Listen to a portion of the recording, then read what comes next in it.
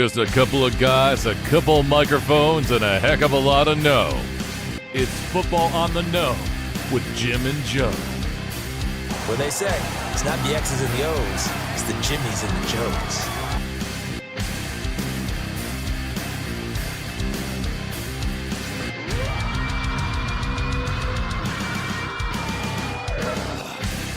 All right, what's going on, everybody? Welcome to another episode of Football on the Know. I am Jim McPhee, and alongside of me is Mr. Joe DeCapita. What's going on, know-it-alls? Welcome back for another edition of Football on the Know Show. We are here today. We are going to discuss about a little recap of Week 1, what transpired, some surprises, some things that we saw going that way, and then we're also going to get into the game pick competition for next week. Welcome aboard. If you're new to the show, hey, wipe your feet. You're welcome to come right in and do us a huge favor. Head over to YouTube, hit that subscribe and that like button. Also hit that notification bell to let you guys know when we go live. And as well, of course, you can follow us on Facebook or anywhere you get your podcasts. Mm-hmm. Absolutely, Joe. And like you said, definitely with our picks competitions, there were some hits and definitely misses for me. And it doesn't. You know, it never surprises you. Week 1. You know what I'm saying? It's crazy. You know, every week you never know. And we had our overreaction on Mondays, and everybody's taking in what just transpired. But first things first, last Thursday, again, we knew Detroit was going to be a force to be reckoned with here on defense against this Kansas City Chiefs that was lacking a Travis Kelce. But, you know, the Chiefs did pretty well, I think, throughout the game. Not too bad, you know.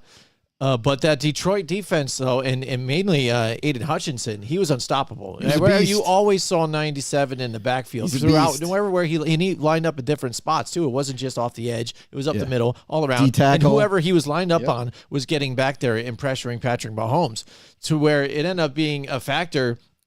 And if it wasn't for just Valdez-Scantling, you know, really making some plays here for him, you know, on some of those deep balls, it could have been worse for the Kansas City Chiefs because we did see the offensive line struggle, and even their right tackle here line off sides multiple times. Like you talked to me in off the air about it, where it's actually an illegal formation because he was so far back, and they talked about it on the broadcast too. Absolutely, and we were watching it with our physical eyes.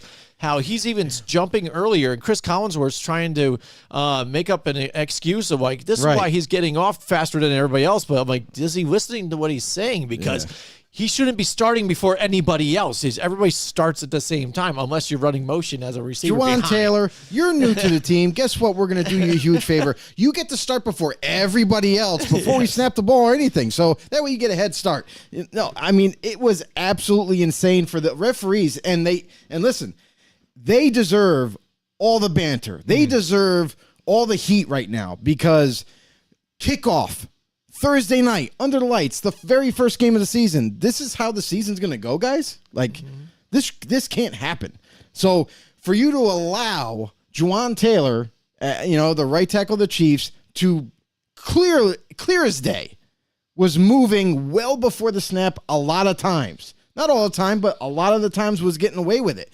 And then on top of it, to not even call a false start, but now on top of it, the guy's so lined up in the backfield, he might as well be a running back. You know, no wonder why he's getting a head start on Aiden Hutchinson. But guess what? Even after all the advantages that guy had, the position to be that far back and everything, he had a head start. He still couldn't lock up Aiden Hutchinson. That dude is a beast, and he is here to stay. He's going to wreak havoc against a lot of offenses, and Week 1, it was the Chiefs, and they had no answer for him at all.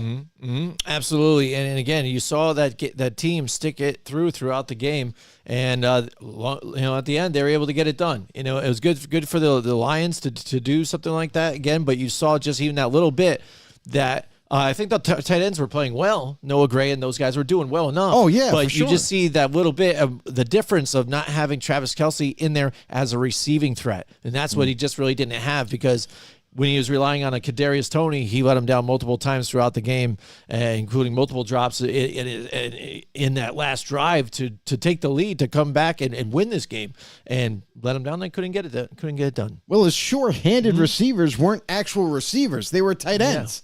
Like the other tight ends that were involved, Yes. they're good. They're real good. They're good players. So I honestly, like, maybe in the second half, Andy Reid should have threw the playbook out and said, hey, you know what? Guess what? We're putting the tight ends at wide receiver, and we're going to let them all play all at once, and they're going to catch the ball. They're going to do some contested catches and make some plays, and maybe that's what they needed to do. And who knows? We might actually see that in week 2. I know they're not going to give up on any said player that fast after 1 week, especially the first week. But Kadarius Toney, man, you got to get it together, bro. Like you got to start get back in the lab and just work on catching from Patrick Mahomes. Work on catching from a jugs machine. Like you need to get it together. And the same thing with guys like Sky Moore. Yeah, Sky Moore is another like. Yeah. And to me, Sky Moore is disappointing in a different way. It's not just about the catching. It's his route running is not that great. He's not as quick as you would like him to be. And you can't say, oh, well, he's still young and he's still a rookie. No, now he's in the second year. Like, you had to progress. And I haven't seen any progression from him. So really, they only have one legit receiver. And that's who you mentioned before, MVS.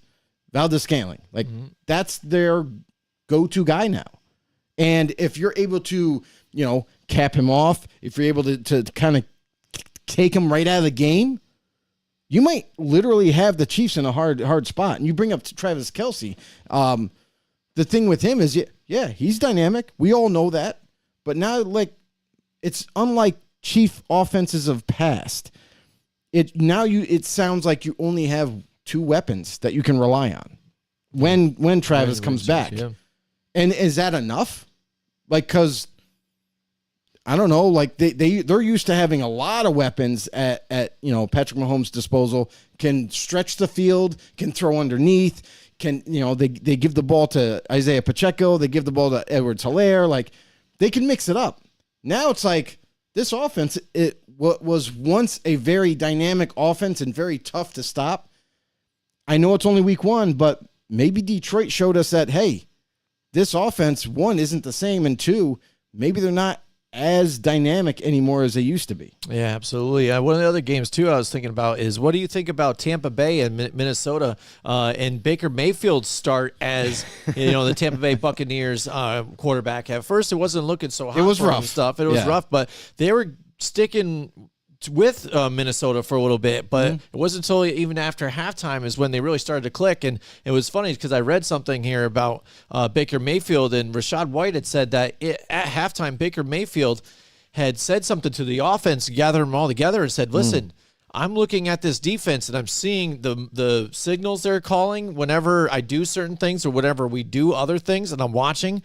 He goes, whenever they do this, they're going into cover 2. Whenever they do that, they're going cover. So he figured it out. He figured out their signals. Right. And that's why when he came back in the second half was able to kind of pick them apart and cut them up when they were up in their zones. And it even showed in that Mike Evans touchdown towards the end of the game. And that's the thing is, like, everyone thinks Baker Mayfield is like a blockhead. Like, he's just a dude that he just goes out there, slings the rock, and he doesn't really know what he's doing. No, he's really smart as well. And just right there, like what you were saying, he picked out the signals. He started to figure out the defense, and then in the second half, sure enough, they got better. They sort of started moving the ball more. They put points on the board, and then to couple that with their good defense that they have, they were able to come away with the win.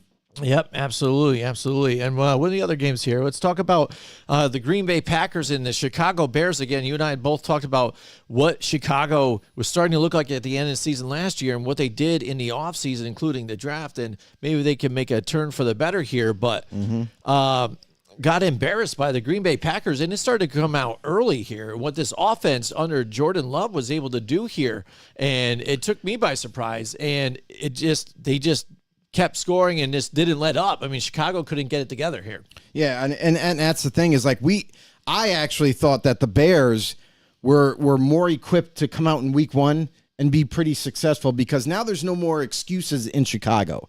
Justin Fields has had plenty of time to acclimate to the position. He's, and unlike last season where he had lack of weapons, lack of pass protection up front due to injuries and everything, now it's a clean slate. this year's a clean slate.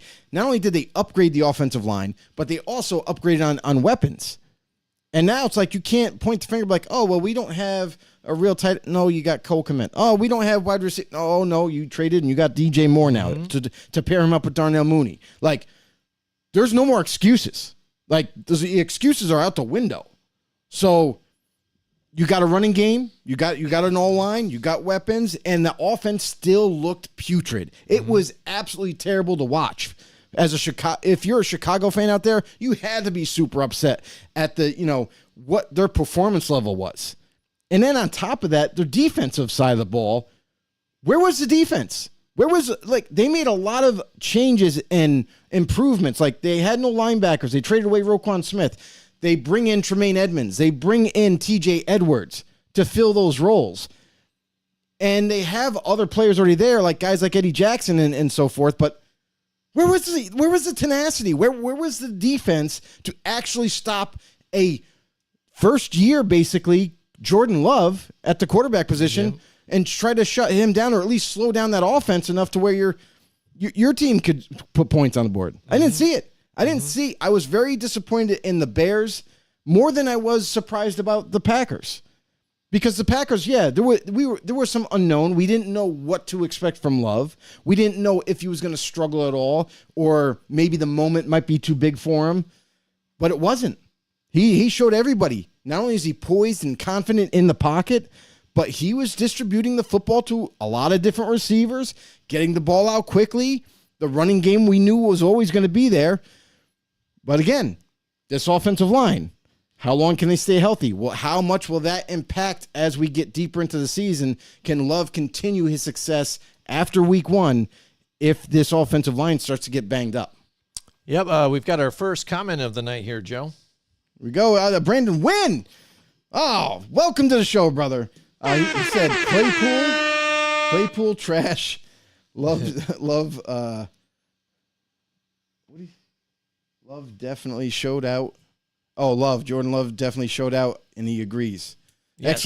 Excellent. Yes, absolutely, yeah. And Claypool get targeted twice, nothing, came up nothing. And it's kind of funny What's happened with him? Yeah, I was just going to say, it's like kind of was that deep ball kind of threat a little bit for Pittsburgh, and then kind of tapered off. And then, again, when he got traded, you thought, all right, well, he can his contract, he goes to Chicago. His career can turn around and go to Chicago. He can maybe be a good target for them, somebody, a good receiver, and just non-existent. Something that's weird to me is like, Claypool coming out of the draft, I was enamored with. Mm-hmm. I loved him. I'm like, this guy could be something lethal at the next league because you look at the size, obviously, and then speed to go with that tremendous size. It's like, how could this guy not be good? Because he does run decent routes. He's not the best route runner, but he runs decent routes. Mm-hmm. My thing is, I think he's being used wrong now. Because now after we've seen him into the league, like in college, he was an outside receiver. But now because of his size, because of, he's not as quick as a lot of these other receivers in the NFL, maybe you need to kick him inside. Maybe kick him in the slot and have him like just be that possession guy, like short yardage, catch the ball, run with it, move the chains, like that type of, maybe that's the type of position that he should be utilizing in Chicago or wherever else he might end up going if the Bears move on from him, because right now it's not looking good for Claypool. Yeah. Like, we're not seeing any production out of you, even on another team. And, who knows with that team? That team does not look good right now. We got some more comments down below. We got, he said, let's get to those Niners. He wants us to rush and get to that Niner game. Hey, why not? And he said he showed no effort. You're right. I don't know what that deals with that guy. And then Brandon Wynn goes bang bang. Brando, we got Brando Matthew here. He said go Niners. See, Niners fans are starting to stack in. Here we go. They're starting to hop in. We might as well just jump right to that game right now. Absolutely. Again, it was, I think, closer early on, and again you get to see two good defenses against each other, but again, that offense, with the weapons. I mean, you can't, when you've got, Christian McCaffrey running there too, and they kept him in even for a while during the game, which is kind of funny because you got so many other guys behind him that could still run the ball and get some play time after they got that bigger lead. But when you got him, then you get Brandon Ayuk, and Debo was used even till a little later. But hey, dude, you can't do it. But that defense though, solid. And Pittsburgh had no answer for it. I gotta say, Brandon Ayuk had a coming out party. Yeah, finally, we're seeing the Brandon Ayuk that a lot of Niners fans have been looking forward to seeing. Like this guy, week 1. Now, hopefully, continues that success. But week 1, man, he looked really, really good on the football field. Yeah, Brandon Matthews says Steelers need to move on from Harris. Oh, really, Najee? Then he's thinking now. So then now our Niners fans questioning with going with Harris. So we watched that draft, Joe, and we even said okay, because we're begging for them to pick offensive line. Because they needed it at that time. Oh, desperate. You know what I mean? Yeah. And they go with Najee Harris. We're like, all right, that's cool. I get you need a running back to try and get something, but how far is he going to get without that offensive line to help you out? Right. And again, now you've got some of these, with Pittsburgh, maybe people questioning, the draft pick. Yeah, but that's the thing. Like the Niners, they came out guns a-blazing. They weren't going to stop for nobody. They weren't going to be easy on Pittsburgh. And this is the thing too, is like normally West Coast teams, They kind of got to feel the game out, like when they get to that east side of the U.S. And maybe they struggle a little bit, but the Niners, it just took them one quarter really. After like they started to get down what the Steelers were trying to do against them, and the Niners ironed out some things offensively. You started to notice the talent gap. You started to notice the coaching gap. And the team and the Niners just came on strong, and they didn't let up all the way to the end. I mean, Niners are definitely one of those favorite teams in the NFL that are going to return to the playoffs. You know what I mean? Unless something catastrophic happens to the organization. Oh, yeah. This is one of those favorite teams. This is one of the favorite teams to make it to the Super Bowl. Absolutely. And the great defense that they have in place, the offense, which is very tough to stop because they have so many weapons. And let's just say Purdy, looking great once again. Like the after the injury, comes back healthy. He started to throw as training camp came down to a close. He started to throw the ball more and loosened up that shoulder, and now he's letting it go, letting it go, and he's scoring points. Yep. And he plays with a lot of energy and swag. He's got that attitude about him. You know what I mean? He's got the spazz. Exactly, man. You see it. He gets fired up. All right, well, we got more comments here. Yeah, we got Brandon Matthews said he had over 1,000 last year. Yeah. Yep. Brandon Wynn, he said barely. And then we have Matthew coming back. He said Pickett played with a bad concussion, they said. I mean, yeah, he had a concussion, but here's the thing is you're not supposed to play with a concussion. Yeah. You're not supposed to be on the football field with a concussion. And if that's true, expect an NFL investigation on the Steelers. Yeah, absolutely. But hey, good game. Niners came. They saw. They conquered. And enough said. On to the next week for the Niners. Yeah, absolutely. Philadelphia, New England.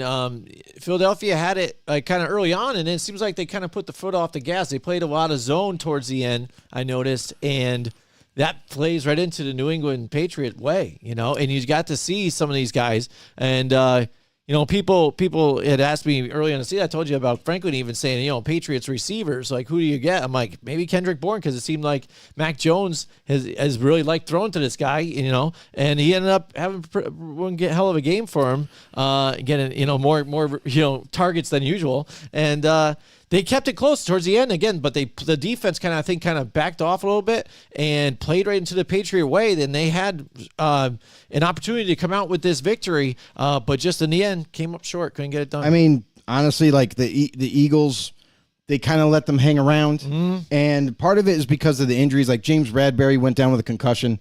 And that's kind of where you started to see them start to change things. Nakobe Dean went down with an injury. He's going to miss the next 4 weeks. So they had a little bit of adversity first week for the Eagles. And that's kind of what helped the Patriots able to stick around and make that game a real game.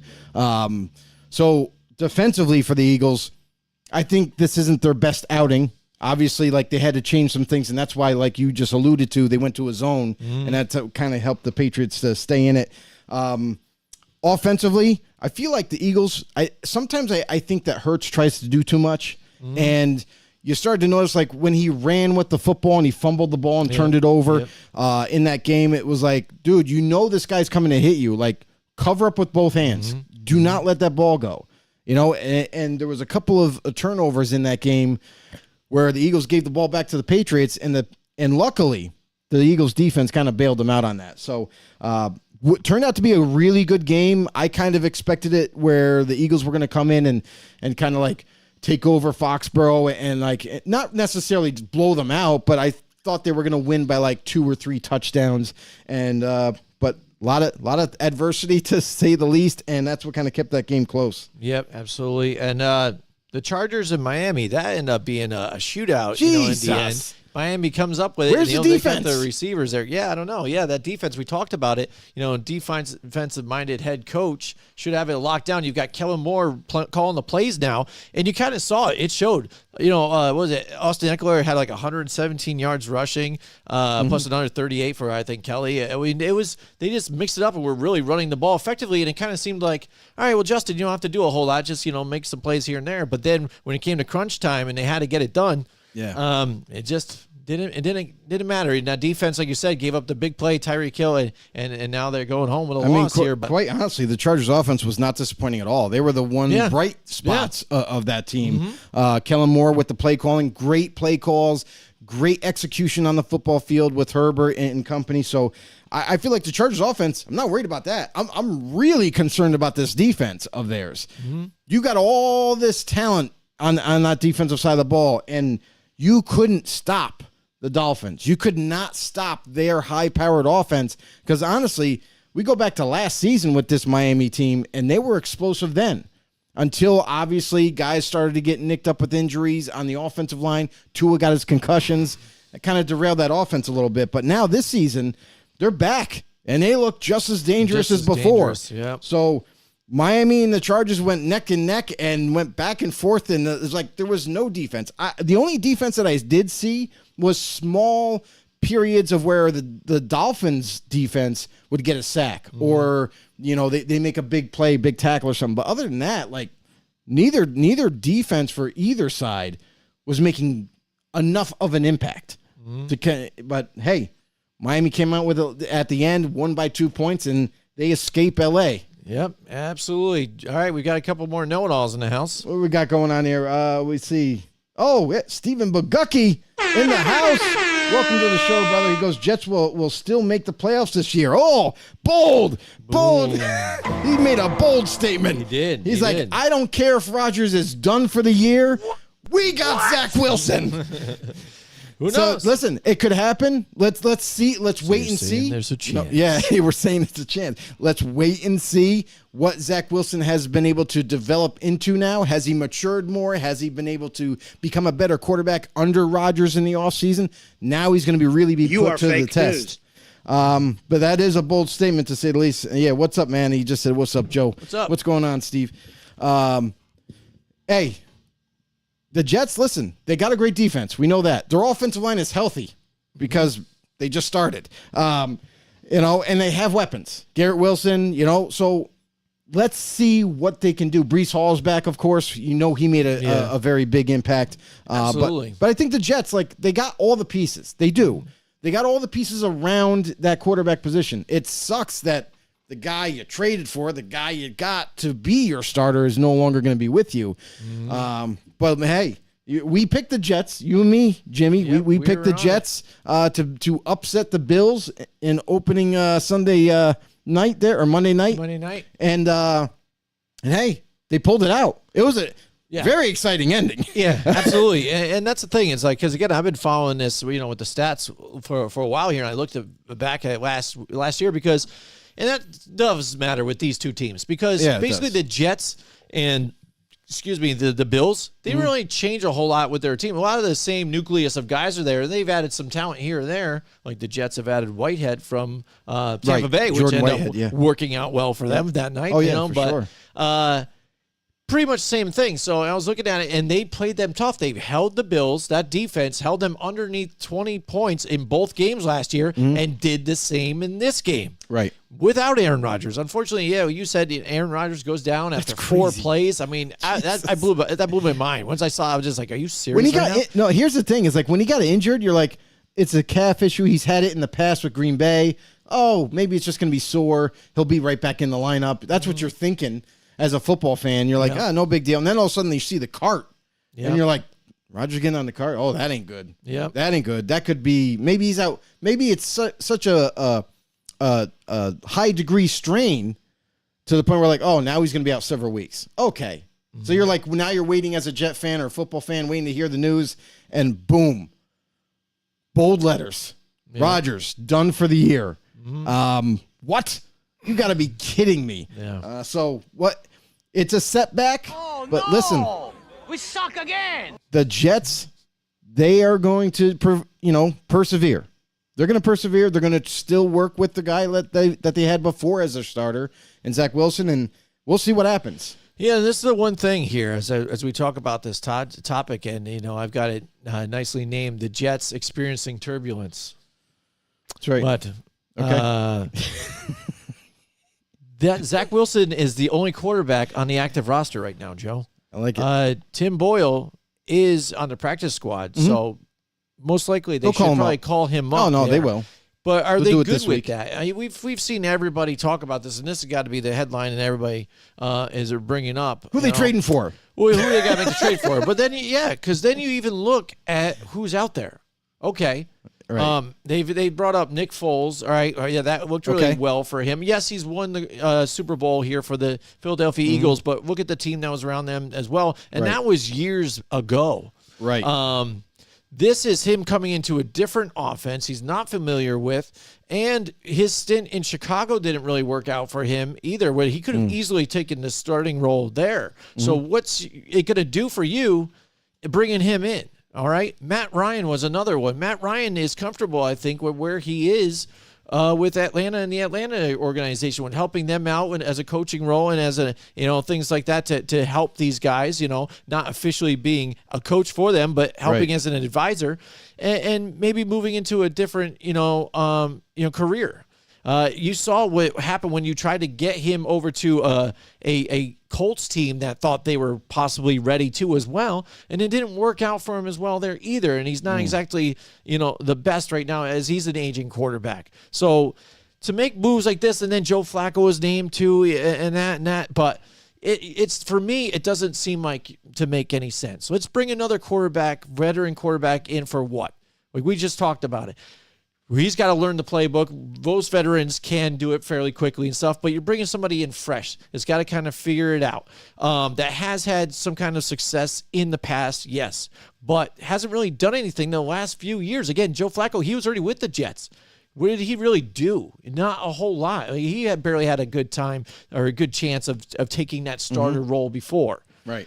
So it only puts Zach Wilson behind more, because what do you do with this kid who had lost a starting job to Mike White at times, so you're going back and forth. Now they go and bring in Aaron Rodgers, the Hall of Famer, this guy that's bigger than life, but happens to be his idol.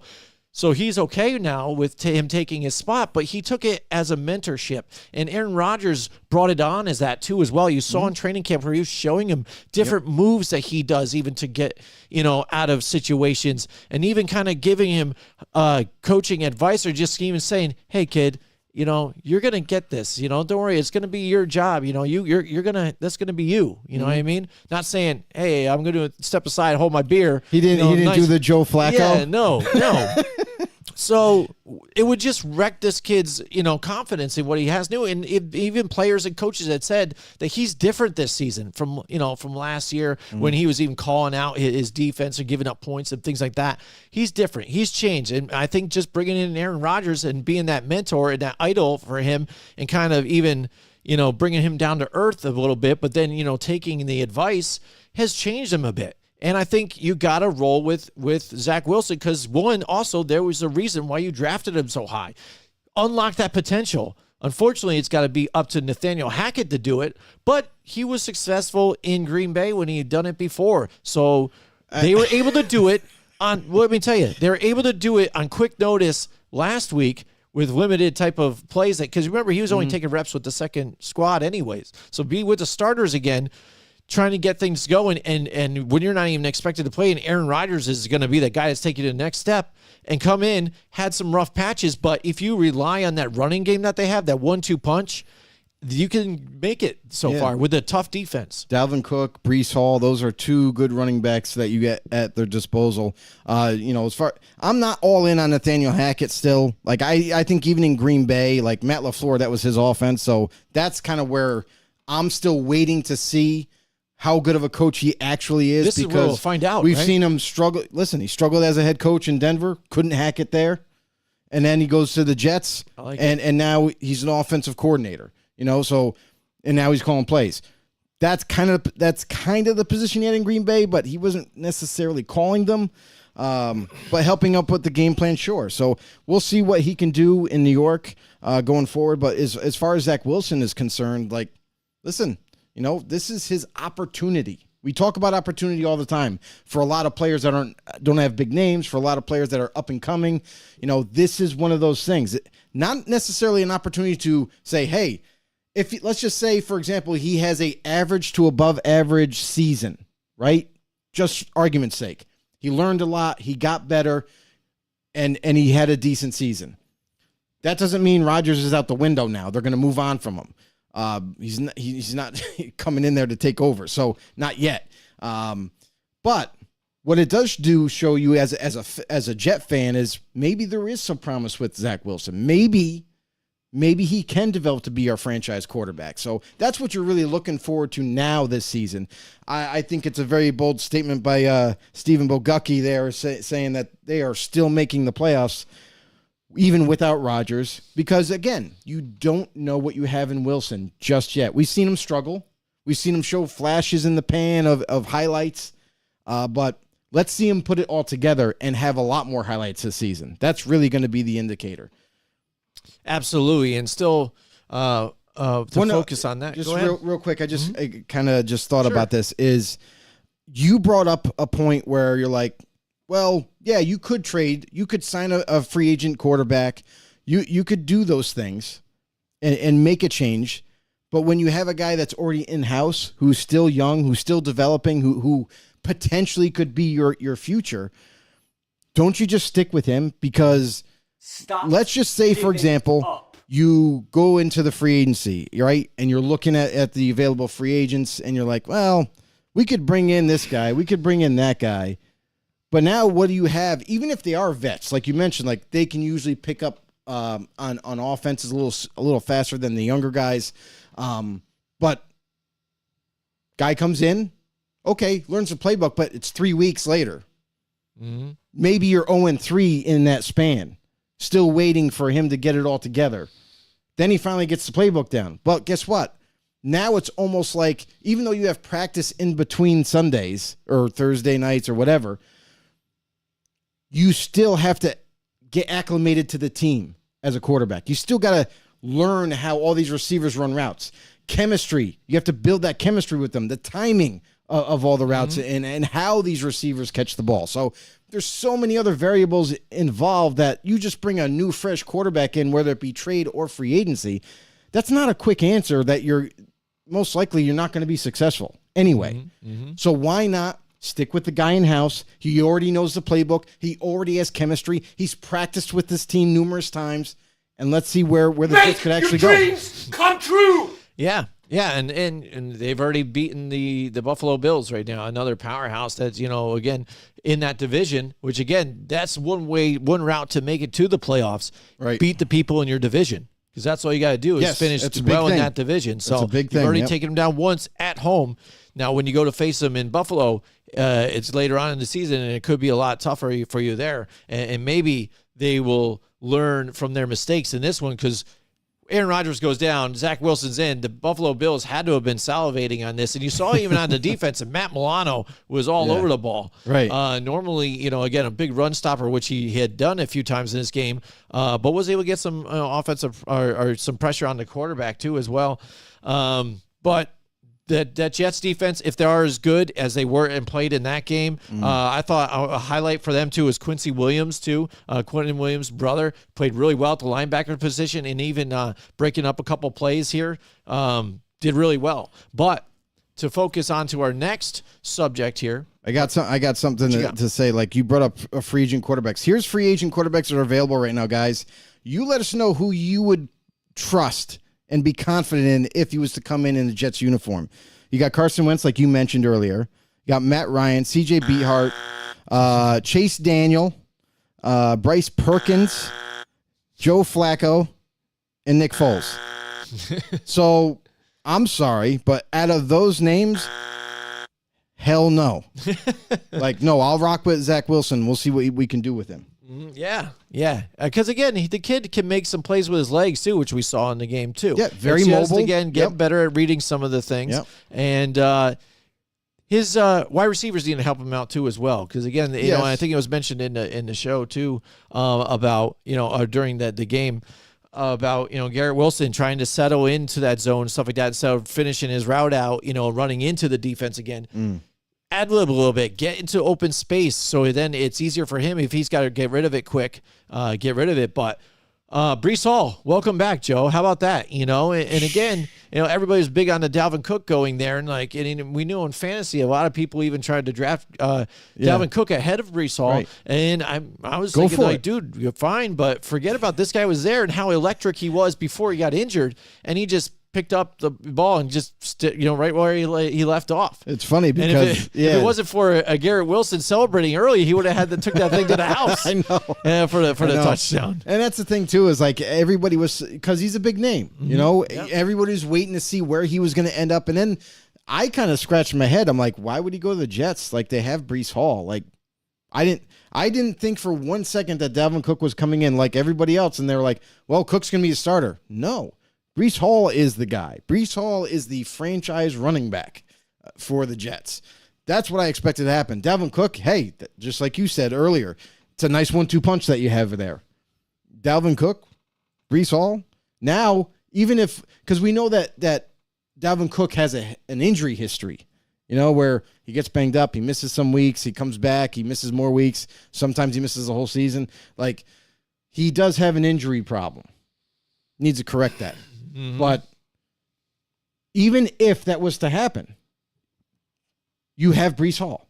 If Breece Hall happens to get hurt or is going to miss some time, you have Dalvin Cook now. So you got two guys that can start for a team, basically. So very nice depth there. And like I was saying, that kind of moves us into our next subject with not the best being the best week for top quarterbacks. Can we? Are we going to talk about the Cleveland game? Yes, we are. Okay. We're going to talk about it right here. I'm excited about it. Absolutely, we are in just a bit. But let me just bring up even the fact that Josh Allen overall stats, he was looking good. But this whole mentality that he has and where he's got to put the S on his chest to be a Superman and trying to make these bigger plays, and he won't settle just for, the sack or running out of bounds or even getting to the ground.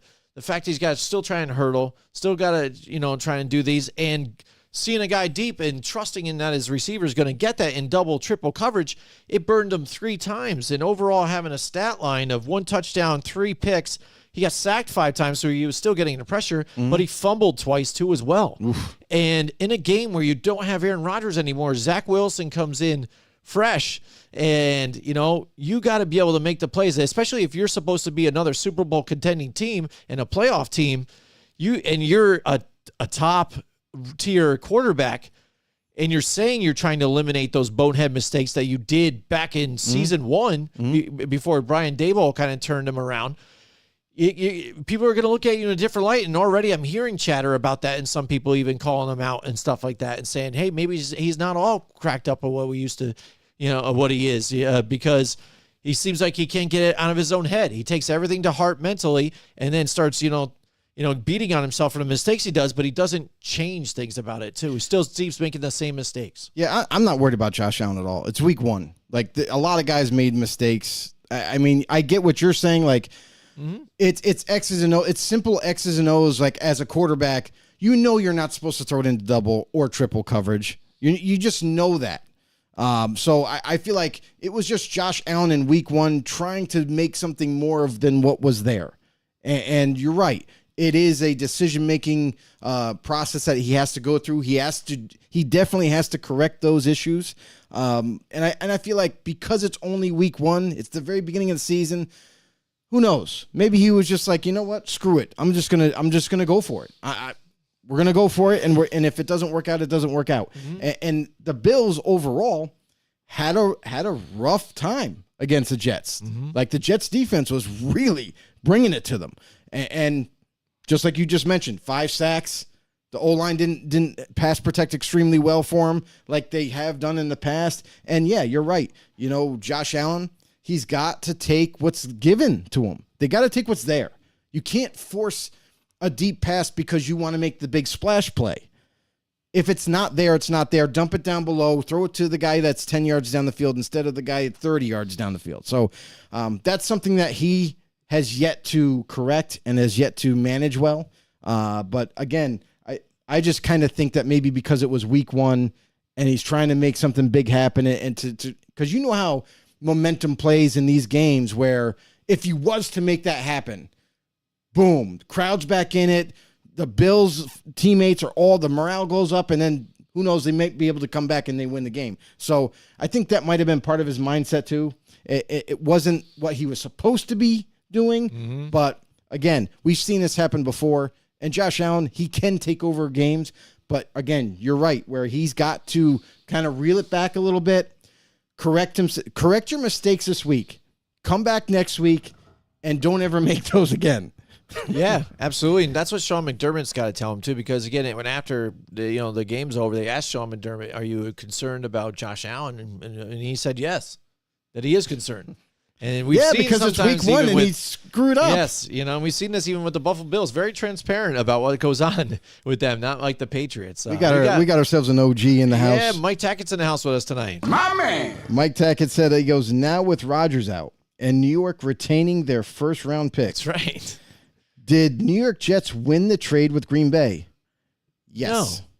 Well, I don't think Yes. so.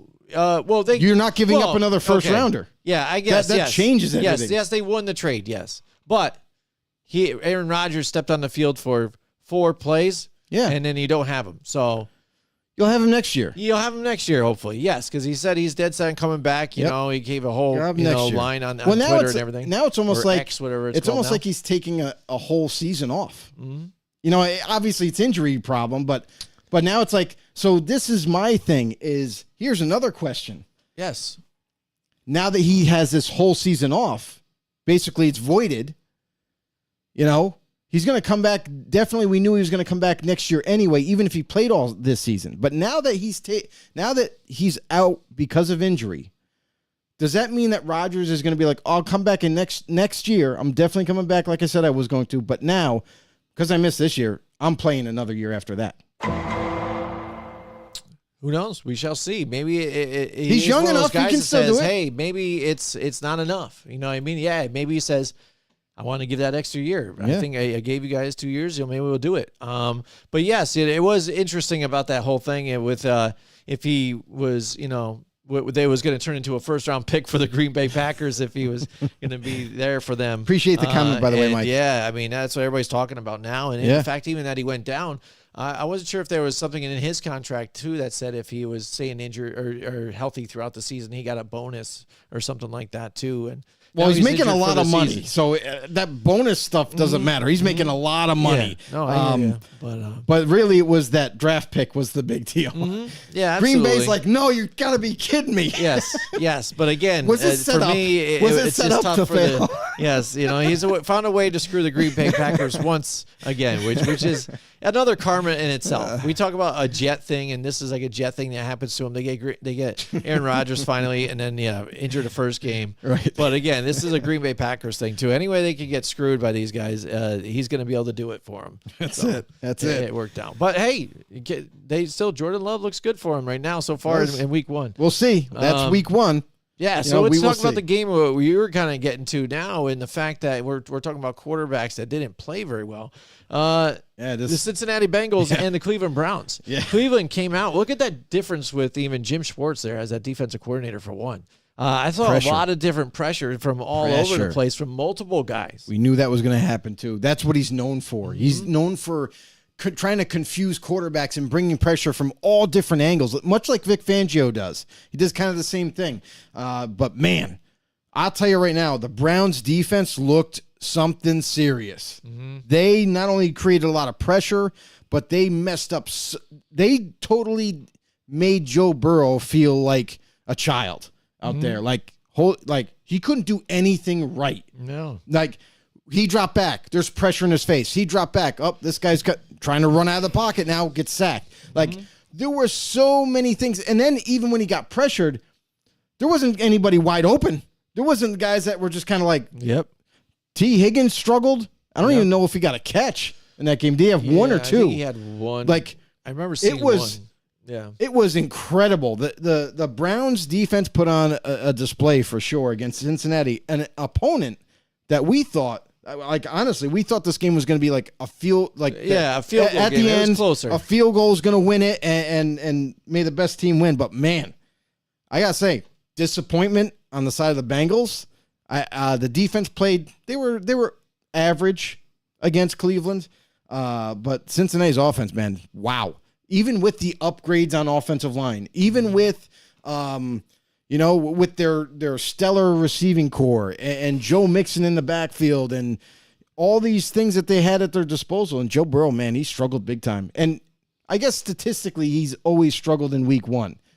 So maybe he'll get it back together coming up week two. They're pissed. They're pissed. But Cleveland, Deshaun Watson did not struggle. Deshaun Watson played really well, for his opening game, and it's only going to get better. With all their weapons that they have at his disposal, with Elijah Moore, he had like 4 or 5 catches in that game. He really kind of spread the ball. Amari Cooper got his deal and all whatnot, and Nick Chubb. We talk about the guy all the time. We both are on the same plane with Nick Chubb. Nick Chubb is definitely one of the meanest dudes as a running back. Like, he can make you miss. He can run through you. He can catch the ball in the backfield, which he's displaying more now this season. We saw that in this game too. Now he's catching the ball more in the backfield.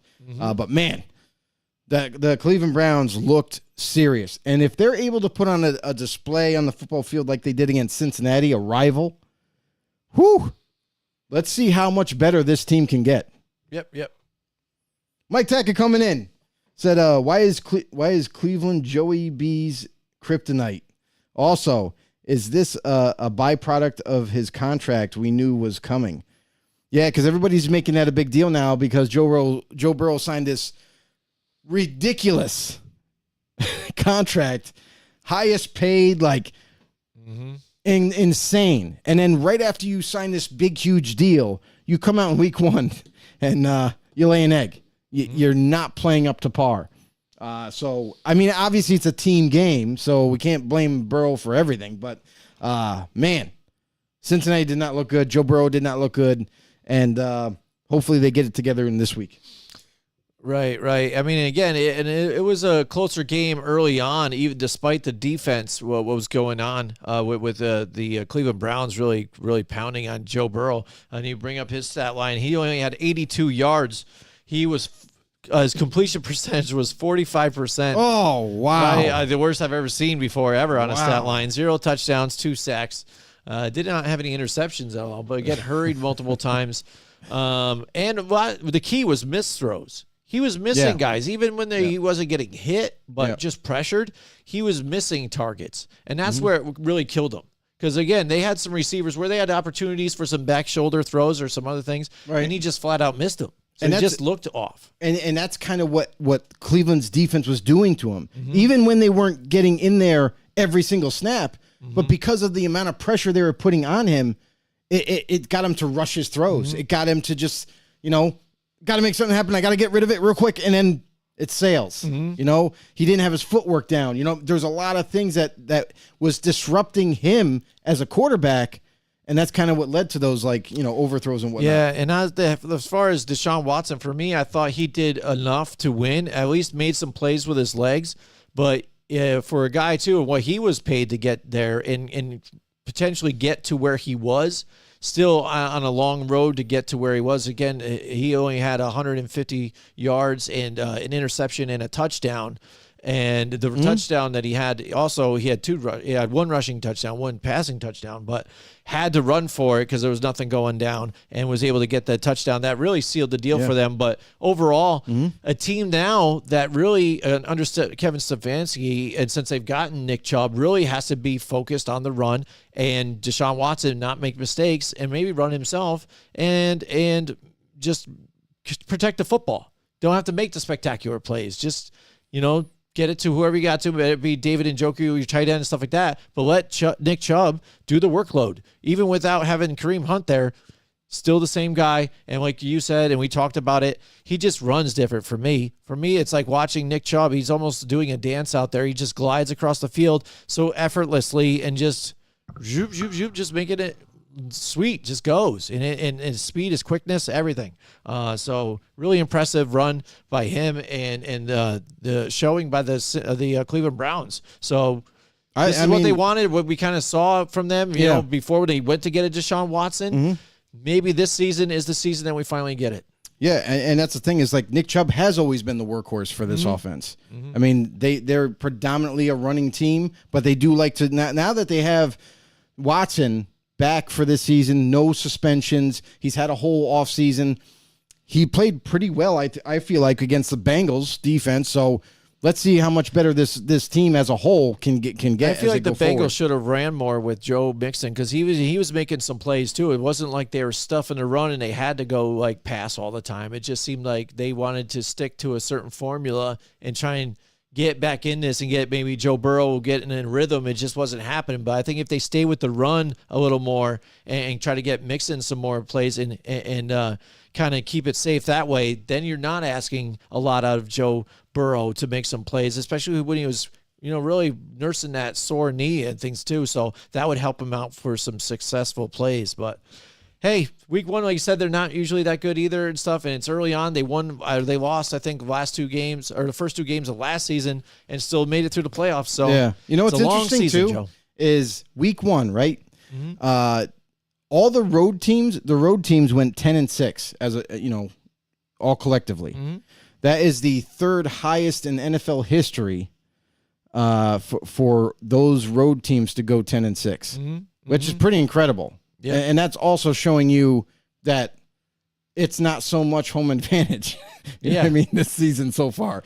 Absolutely. All right, and then one other quarterback that didn't play as hot, even though they end up pulling out the victory. But it was close early on, but then eventually, they took out a stronger lead here to make it 25-9. Is the Baltimore Ravens, but mainly that defense was doing well. And yes, you had a few different injuries here, and the fact that you didn't have injuries for sure. Mark Andrews in the game really shows. Even though you've got the weapons like an Odell Beckham Jr. and things like that.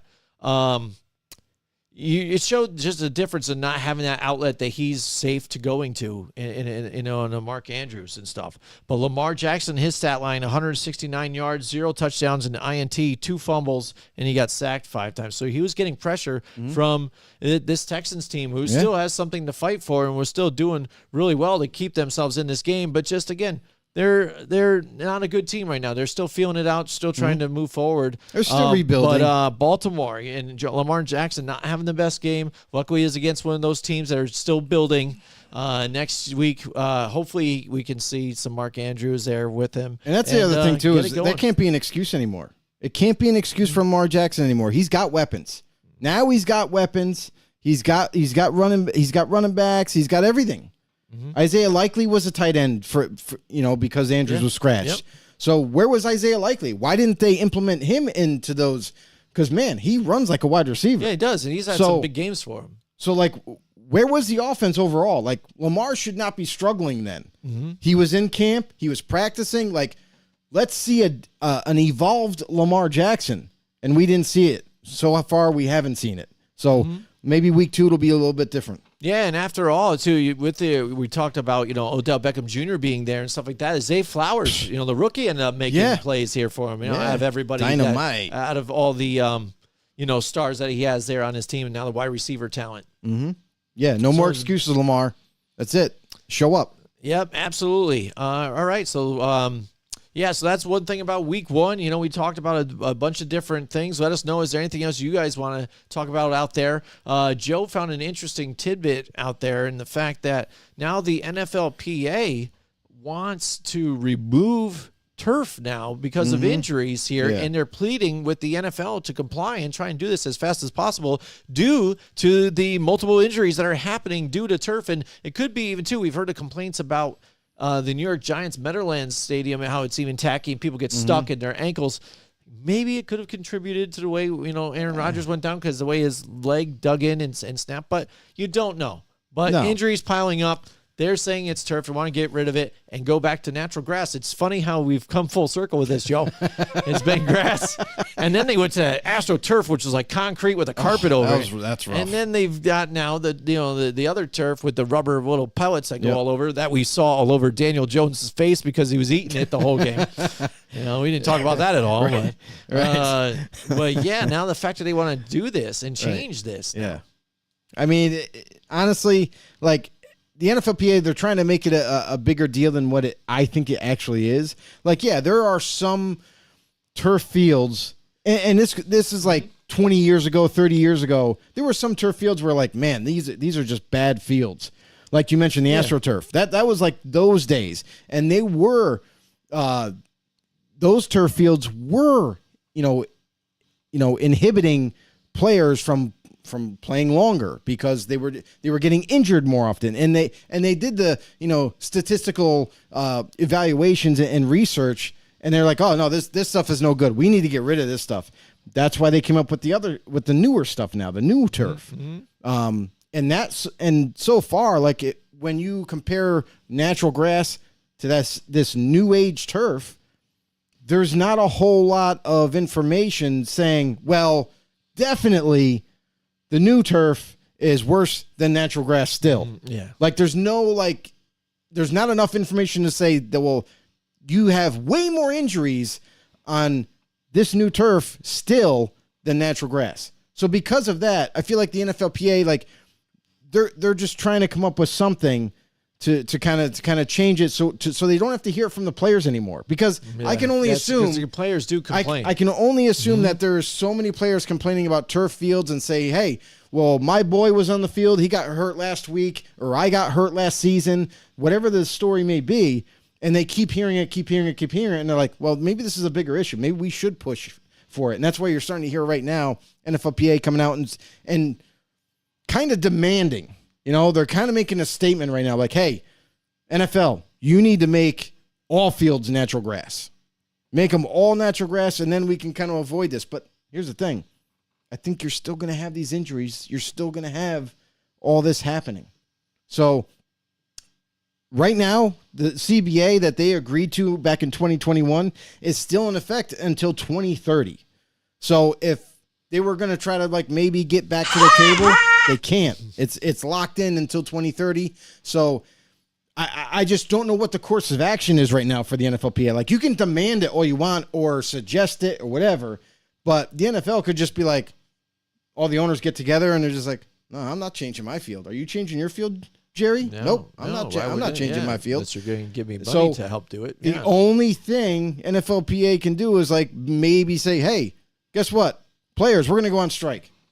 How many players to me would be that upset over fields to say, I don't want to get paid too, though, and things like that? Yeah, before they're they everything. Go. So come on, I think it's another thing my that's going to blow it thing off. is that I don't think the players would be on board with saying, hey, okay, we'll go to strike to get this changed over, and we won't play until it happens.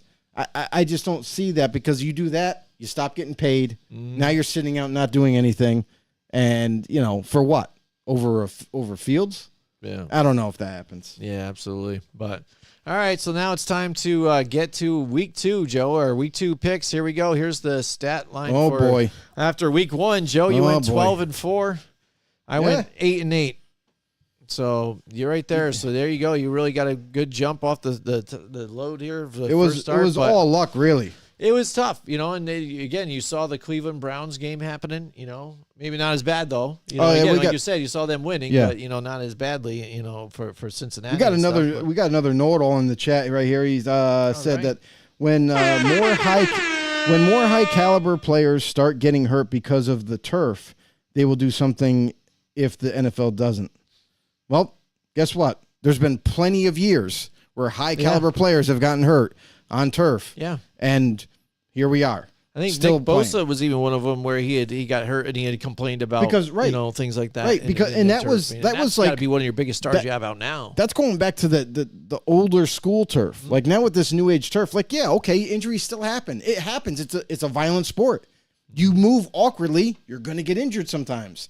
So I don't know if the new age turf is really that detrimental to the players, because there's a reason why they made it the way they made it. Yeah. They made it to give similar to grass. Like, yeah, it's not going to ever be natural grass, but they made it similar to give away to the cleat and all that, to limit injuries. But I don't know if until they do the research and start putting together like a database of information, grass versus the new age turf, how many injuries happen on the new age turf in the next 5 years, and then how many injuries happen in the grass in the next 5 years, we're really not going to have a definitive answer. Right. And what's funny is that's even changed the way high school, local sports and things have done things. How many? Look at all the high schools college now. and everything. Yeah. College, high schools, they all got new age turf. Now. There's no more grass. Yeah. So, I mean, I don't know. So there must have been something Gotta be shown some kind of information. Information that this is the way to go. Or maybe it's the safer for everybody. Or maybe the schools are just tired of the grass is all ruined. Shitty, it's all mud all the time. Whatever. Let's not be muddy anymore. We don't want to pay the maintenance crew to maintain it anymore. Yeah, right. Yeah, who knows? I don't know. I mean, it's we'll see. Yeah, maybe that's it. Maybe it's like Walmart has the new look, and then you got all shiny new displays and shit, but it's still Walmart, so it still sucks. And you still got scumbags going to Walmart in their pajamas and shit, So it's like, yeah, I guess so. It's just a new facade. All right, here we go. He says, Mike Tackett came in. He goes, 15 years ago, turf was a must. Now grass is a must. I blame it on the NFLPA for limiting practices. You're absolutely right. Ding, motherfucker. That's right. You gotta get the sound. I had that one ready. That doesn't have the same effect. Ready. It doesn't. But Mike, really appreciate your comment. Exactly. And that's what it's gotta be. Absolutely agree with your comment for sure. Yep. And that's the thing. It's one of those things where players, say, hey, no, we want this. We want this. We want this. Ding, ding, motherfucker. There you go. The league gives them that. And now it's something else. Now that's well, no, we don't want this anymore. We want this. Mm-hmm. All right, we'll give you new age turf. All right, no, now that we've had it for a while, no, we don't want this anymore. We want to go back to what it was before. Mm-hmm. So you can never please everybody. It's that simple. Mm-hmm. There you go. He says fewer practices means players aren't as conditioned, in return causing more injuries. Thank you. Absolutely. Thank you. Again, we've been saying that on the show since day one. Yeah. And Mike Tackett knows it. He does. He's one of our OG know-it-alls, and thank you for bringing that up. Yes. Because that's the problem. We think that the injuries are mounting up and keep climbing because you scaled back practices so much. There's no more two-a-days. Mm-hmm. There's no more two-a-days where you had 2 practices in one day. You're grinding, you're conditioning all through training camp, and they took away contacts for the most part. Yeah. Now there's no full contact in practices. Your body gets conditioned with what you put it through. Mm-hmm. So if you do less things, less physical activity, less working out in the gym, less anything, guess what? The output of your body is not going to be as great. But think about it back in the day when there was 2-a-day practices before training camp. Then training camp came, and it's they're doing full contact drills. Listen, everybody's body's adapted to it. Mm-hmm. You know what I mean? Yeah, there was injuries still, but not as much as we're seeing today. Yeah. Where your body's oh, I took a hit. No, that's okay. I do this every day. It's fine. You're seeing more injuries happen now that the practices are scaled back, now that there's less physical activity involved in off season. You're right on, Mike. Right on. Yep, absolutely. And it'll fall on deaf ears, though, I think. Again, it's the same thing. I mean, we've been screaming at the top of our lungs here, NFL. What's going on? Yep, absolutely. So, all right, Joe, it's week 2. Coming That it along, is. there's going to be some tough picks here on this What do one you mean too. some? I mean, It's yeah, going to be a there's gonna lot. a lot of different ones. Because the thing is, too, after week one is like how much of it was just another team wasn't prepared enough. True. And, there's There's always not that. ready. Yeah. And how much is for real? I Right. mean, real or fake? Who's real or fake after exactly. week one? Like, is the struggles of the Bengals, is it because of Cleveland, or is it because they always start off slow? You know what I mean? And Like the again, Giants. when you talk about preseason too as well, Giants especially, they didn't play. They didn't come out of the locker room. Play in all of the preseason really. They barely did. That starting line never really played. Daniel Jones never really played in the preseason that much. So, that being said, John Turner, it's for you, bud. Mm-hmm. That being said, I think this, but do you think a lot of these teams are now doing this where they're resting their starters, I feel like, too much? Like in preseason, they're not allowing them to play enough in preseason games to where when you're in live action to get ready for the season like they used to. They used to play them a lot more. Every game they played a little bit. Mm-hmm. And just to get live action speed and to get the timing down and everything's fast. So that way when week one comes, you're ready to kind of just hit the ground rolling. Now, there's so many like big time players, starters, not really playing that much. And then we get to week one and now it's like, now you're playing the whole game. And you're seeing a lot of mistakes. You're seeing a lot of miscues.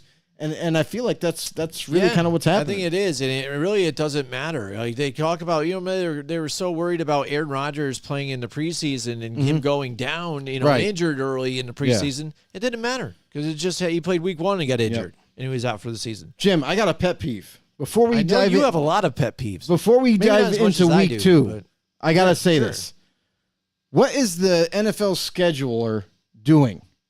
Look at Monday night. Look at the game times Monday night. You know how it used to be a doubleheader? Yeah, it is Now- the doubleheader this week. No. What? Now they're playing at the same time just about. One's an hour later. Well, yeah, it's staggered. It's stupid. They did that a little bit last year too. They practiced, doing that, and yeah, I didn't thought it was see dumb that too. last year. Yeah, last year they did it too. They I didn't don't do it think like so. 2 different times. Yeah, they tried it. I'm telling you, dude, because we An had hour apart? It was roughly around that time. It was maybe about No halftime, way. maybe not an hour, maybe I'd 2 have to go hours back apart. and look. It was There's staggered no though. way. Not that close, but it was staggered, and we talked about it on our show because this was a new thing they were looking to do This is bad. for multiple years. This was a multiple year deal that This they're is going to do terrible. staggered starts this way. And again, yeah, I don't get it. Like, why? Like, why do people want to switch back and forth between the channels? I don't. I want to What are watch they gonna one do? game, and then if you're going to do a doubleheader, that's great because then I can watch one game and then watch the next game if I feel like. The only reason they do This is it and terrible. their reasoning behind it is because of East Coast people complaining about when it's off like that. Guess what? How often do you start the early game for the I don't West care. Coast people or whatnot? You don't have And to watch the how second game. Late do you start the one for the East Coasters who get the game finished around 12:30? Not buying it. Not buying it. That's what it is. I'm telling you, that's what it this is. makes me upset because now I can't watch both games separately. Now you got to flick back and forth with it, whatever you feel like. There you go. crazy. What is it? Mike Tackett's got a quote for us. He said, "They are who we thought they were. and We we let let 'em them off off the the hook." Rest in peace, Dennis That's Green. it, absolutely, Dennis Green. That's another good one. I got to get that one on here.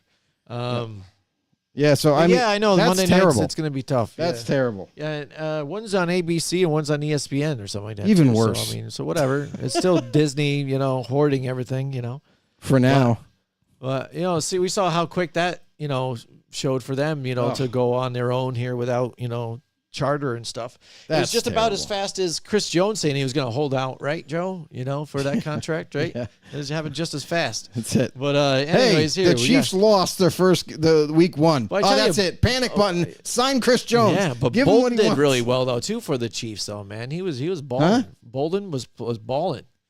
Oh, Bolton? Yeah. Nick Bolton, Yeah. the linebacker? Yeah, he Yeah. always balls, though. He That's was not doing surprising. Him and Willie Gay. Last year, Monday Night Football, Week 2, Titans at Bills, 7:15. Vikings at Eagles, 8:30. See, Oh, that's terrible. boom. That's terrible. Told you, I was on that shit. That's terrible. Yeah, I I know it is completely bad, but disagree I'm with it. telling you that it was a thing that a multi-year deal that they signed or whatever. That's terrible. And I think it is because of East Coasters getting the later game on way too late or whatever. So they tried to bump it up early and trying to change Terrible. that. So, NFL has failed once everybody again. can see it, but you still got to see it at the same time. No, that's the problem. You can't see it. Channel, so.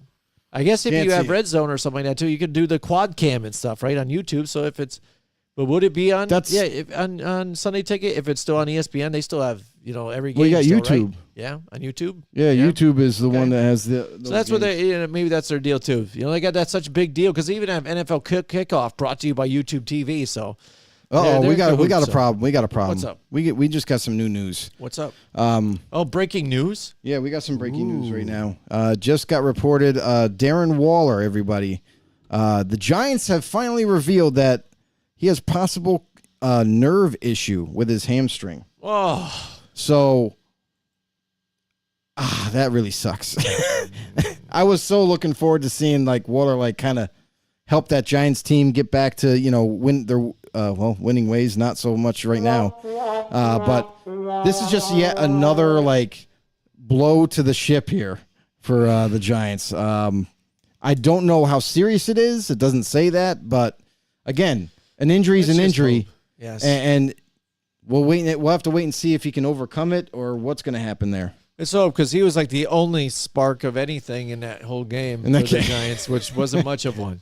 Yeah, the offense wasn't much of anything. Yes, but Daniel Jones, run the ball by yourself, just like you did last year. Yeah. Oh man, don't even get me started on that. That was terrible. It was All right. absolutely terrible. We're going to move on to week 2. Week 2, Minnesota, Philadelphia Tomorrow night. Yeah, Minnesota, Philly, huh? Minnesota at home.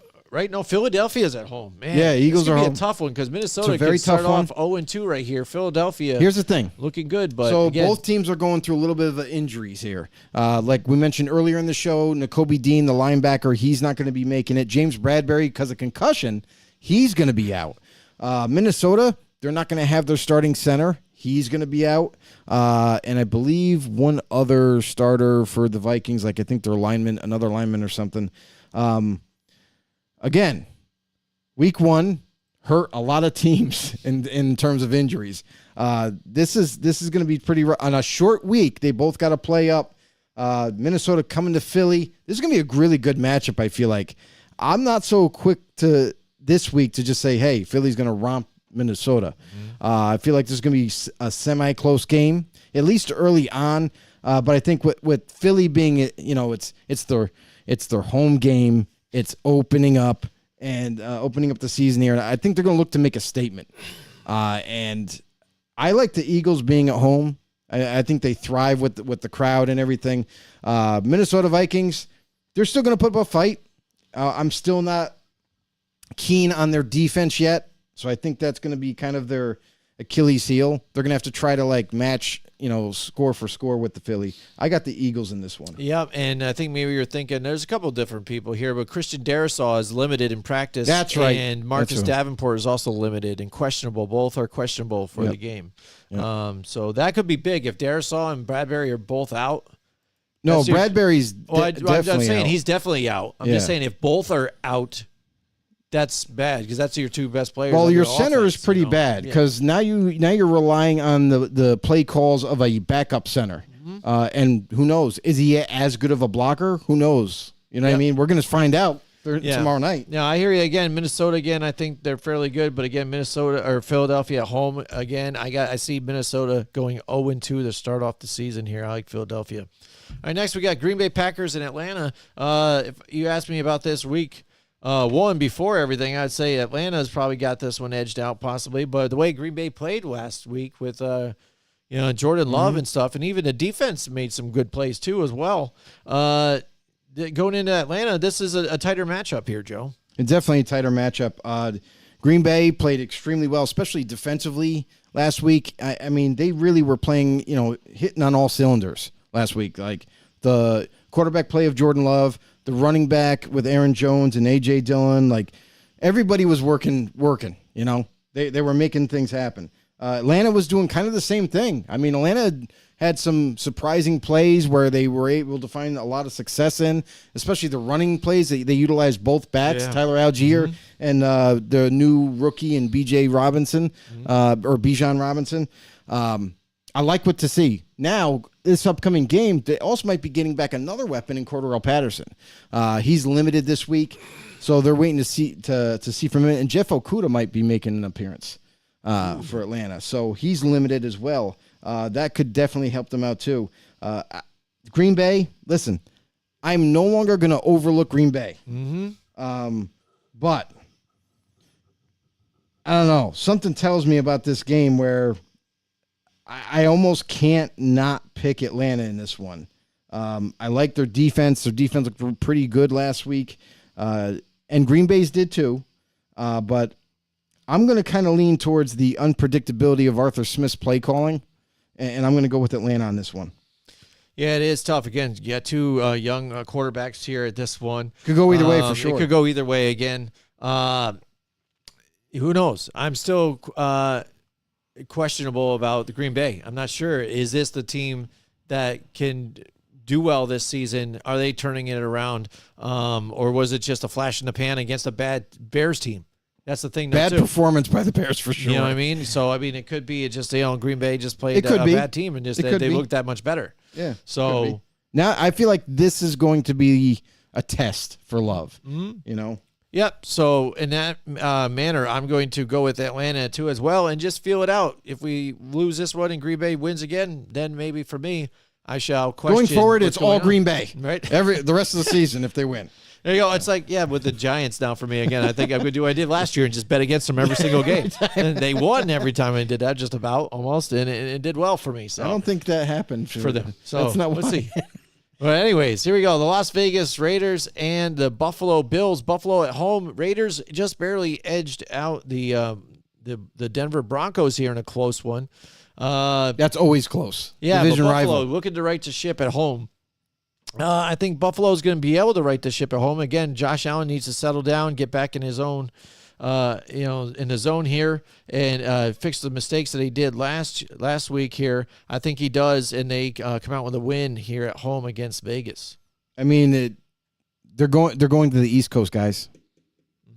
West Coast teams going to the East, they usually struggle, especially early in the game. And I'll tell you right now, after last week, they beat Denver. They squeezed by them. They got it done. But the one thing that I noticed that is still a problem and always will be a problem until they correct it. That defense doesn't look good. The secondary might be better, might be improved, but man, there's no linebackers on that field when they're playing. That's how bad it looks. So because I feel like the defense hasn't really improved, I think it might have gotten worse, actually. So I'm going with Buffalo all day long. All right, here we go. We've got the Baltimore Ravens. It's an easy pick right there. That's an easy one. It was. Cincinnati Bengals and the Baltimore Ravens. This one's close because, again, Baltimore's defense, another great defense here Cincinnati needs to face against. Hopefully there is no rain here in Cincinnati for them because it seemed like that's what was partial some of the mistakes here with Joe Burrow, too. Couldn't get done. He threw off multiple gloves to try and, onto the ground to try and get something tackiness here with the ball. So, maybe he was having issues with that. But Cincinnati, can they stop, and block, though, too? Because it seemed like they couldn't at one point. So I think if both teams are smart, they run the ball back and forth. It's going to be a battle of the trenches here with running. And then just let's see if Cincinnati can battle back against this Baltimore Ravens team. But it's going to be a tight one, Joe. What do you think about this one? I mean, the Baltimore Ravens got hurt. They're hurt. Marlon Humphrey, he got hurt. I don't know if he's going to play. That's the thing is, like, we're midweek right now, and they have like 2 solid practices to determine whether a guy is going to play or not. And man, there's a lot of injuries there. And you look at the performance of Lamar Jackson last week. Man, you played a Houston Texans team that is rebuilding. Yes, they're still going to play competitively and whatnot, but man, early on, what are you doing, Lamar? Like, you're not getting better as a quarterback if that's what you're going to show us. Like, you don't deserve the money that you were holding out for. Honestly, we need to see better play from you. So this is another big test. And they played Houston, mind you. Now they're playing Cincinnati, a division rival. These games are always like black and blue, like very physical, low scoring. Sometimes people get bored with these games. But a lot of defense is going to be played in this one. I'm sorry. I think Cincinnati is pissed. They are so pissed right now. And I can't get on board right now with Baltimore's offense. They got all these weapons. It's a new offense with Todd Monken, calling the plays.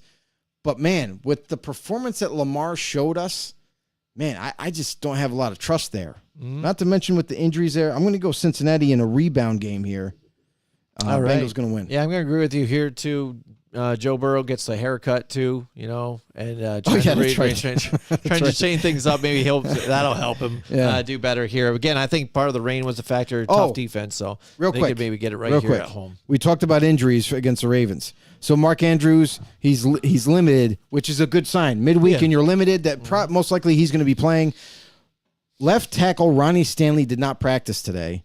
Center Tyler Linderbaum did not practice today. Corner Marlon Humphrey, like I mentioned, did not practice today. And their safety, Marcus Williams, newly signed safety, did not practice today. So let's just say worst case scenario, if those four don't make it, this could really change this game. Absolutely. Yep. And you no longer have J.K. Dobbins either. So, I mean, but, they're good with a running back by committee. But, again, it'll be a tough matchup here against Cincinnati. Next, we got Seattle Seahawks and the Detroit Lions. Detroit, if they can get through that offensive line like what happened with Seattle here last week, and we noticed that Seattle did end up having injuries at offensive line, and that could be the factor partially why they're getting rushed so badly to where even now everybody's mocking even Geno Smith for saying, oh my God, when he sees Aaron Donald here in his face. But you're going to say that too. Seriously, you're looking and all of a sudden he's right in your face already, unblocked. That's a reaction you're going to have. So Seattle, again, at home usually plays a little better just because you have that home field advantage. Detroit, they're getting loud at home now. They're almost Seattle 2.0 at this point, the way they've been rocking in that stadium there. And the way they just come off a big win against the Kansas City Chiefs, defending Super Bowl champions. I like this Detroit team. I like their defense, and their offense can play well because, again, the Seattle defense didn't look so good either last week. I like the Detroit Lions here at home to go 2-0. Yeah, I mean, the one thing that I'll say this is I think that Rams game got out of hand quickly because the Seahawks lost their tackles. And as soon as that happened, there was no answer. The pass rush was in Geno's face, and they just couldn't get anything rolling. No running game was there because of the lack of blocking. Abraham Lucas, last year's rookie, Charles Cross, last year's rookie, were starters. Last week, they both went down. So far up to this point in this week, neither one of them has practiced. It doesn't look good. Lucas has been officially, as of today, placed on IR, so he'll be out for at least the next 4 weeks. So there you go. You lose a left tackle. Charles Cross, not a definite to play this week. He might miss some time. The only positive for Seattle is that they're going to get back this week. They're going to get back the rookie Devon Witherspoon to make his debut, and Jamal Adams, who is healthy once again. He'll be returning to that defense. So other than that, I mean, man, Detroit, what they were able to do, like Jim said, against the Chiefs, I think they're gonna pour it on against Seattle, knowing that they don't have a true left tackle there. I hope and I expect Aiden Hutchinson to be moved to that side and wreak havoc on that second string guy, because, man, Detroit at home, we know they play hard no matter where they are, but man, at home they live off of the fans here. So I'm going to go with Detroit in this one. I think Detroit it's going to be a close game for sure. It's going to be very physical, but I think Detroit is going to end up taking this win here. All right, next up we've got the Chargers. A lot of home games so far. Yeah, I know. I was looking at that. I'm like, games. if we go off of what happened last week, we're screwed this week. It's just what it is, Right. But we've got the Chargers and the Tennessee Titans. Tennessee making it close here against the Saints. Chargers just not edging out against those tough Miami Dolphins. But Miami's got a powerful offense, a really super great defense. Tennessee, their defense has been pretty good too. Top 15 at least for last year. Did well last week against the Saints. But again, that offense still troubles me. Again, you got to go through. Their running back and stuff, and it's nice that they have a DeAndre Hopkins here, though. But still, you got to be able to muster up more points than what they did last week against the Chargers team here. I think, talking about bounce-back games, I think this is one that maybe the Chargers can have in a still a tough game because Vrabel, his teams, man, they don't give up, and his team is always in it. They definitely don't. So it's going to be a tough game, but I think the Chargers can edge it out, and this will be my first away team that I pick. The Chargers, a couple things that kind of concern me right now. There's a hamstring issue for Joey Bosa. He hasn't practiced today, midweek. Let's keep an eye on that for Thursday and Friday. Eric Kendricks, their newly signed middle linebacker, he also didn't practice today, but it was due to personal reasons. So Joey Bosa to me is a concern. Last week, it was almost like he was irrelevant, to be honest. Like, I feel like the Dolphins' offensive line did a really good job against him. Other than that, they're pretty healthy. Mm-hmm. That's kind of hilarious. They're like one of the healthier teams in the league at this point. Tennessee, they're difficult. DeAndre Hopkins made his debut. He didn't practice today, but I wonder if it's like one of those veteran rest days or something like that. But I will say this about the Titans last week. They played the Saints very tough. They were right there, right to the end, and they just lost by 1 point. It's crazy. Chargers, I'm very disappointed. Not their offense. Defensively, I'm really disappointed. So, again, I'm going to kind of stick with the home field advantage here, and I'm going to pick the Titans because I'll tell you right now, as of last year, even last week when they played the Saints, the defense for Tennessee is nasty. Like, you have hard time running on them. There's no way you can run on them all game. So I think with that said, the Tennessee defense is going to look to make the Chargers one-dimensional, not allow them to run, and put all the pressure on Herbert. So I think that's going to be a deciding factor there. I'm going Tennessee. All right, we got the Chicago Bears at the Tampa Bay Buccaneers. Tampa, again, put on a pretty good showing here. Did better than most thought they would here. The way people view kind of Baker Mayfield as a starter. Chicago just, again, laid an egg. Can they bounce back here against this Tampa Bay team? I don't know. Tampa Bay is really tough on defense, and they've got the weapons. And, again, you just get, in the way if Baker Mayfield's able to dissect this team the way he did against Brian Flores' defense here, the Minnesota Vikings, it looks good for Tampa. So I'm going to roll with Tampa here at home. Yeah, I mean, I'll say Chicago greatly disappointed once again in that team. I cannot believe that after all the, I guess, a little bit of hype for that offense being healthy, being upgraded and whatnot, and the defense as well. Like I expected a much better, output by them in week one. Didn't see it. I think maybe that kind of continues. Tampa Bay, by no means, with Baker Mayfield at the helm, is going to light it up. But I still feel that the Buccaneers is going to get the better of the Bears. All right, here we go. It's Kansas City Chiefs and the Jacksonville Jaguars. Jaguars had a slow start a little bit last week, but started to get it together late. Kansas City, I thought, again, and Patrick Mahomes did really well, and he did his own thing, but minus a few different things, with the drops, by Kadarius Toney, but still making plays with his legs. Yes, they probably should have called the offense, the illegal formation or false starts multiple times. We'll see how the refs play this one out, see if they let them go. But I still believe in what Mahomes can do for this team and what they have over Jacksonville. Jacksonville just started to get it going last year. They were a little slow of a start last week. I think they have a slow of a go here against Kansas City here too as well. And then I think eventually towards the end of the season, I think they'll get back in that groove again, but just not right now. I like the Kansas City Chiefs. This is going to be a tough game. I don't think Kansas City is equipped like they used to be to kind of like maybe just blow out the Jaguars. Maybe it's not going to be, like an afterthought. But, man, what I noticed last week, and I know Detroit is a decent team, but I noticed a lot of weaknesses in Kansas City's team. Like, even defensively, like, none of their corners really scare me. Like, their Juwan Taylor doesn't scare me after what he showed. He's just he's like a nervous Nelly over there playing right tackle. And honestly, lack of receivers. Like, really.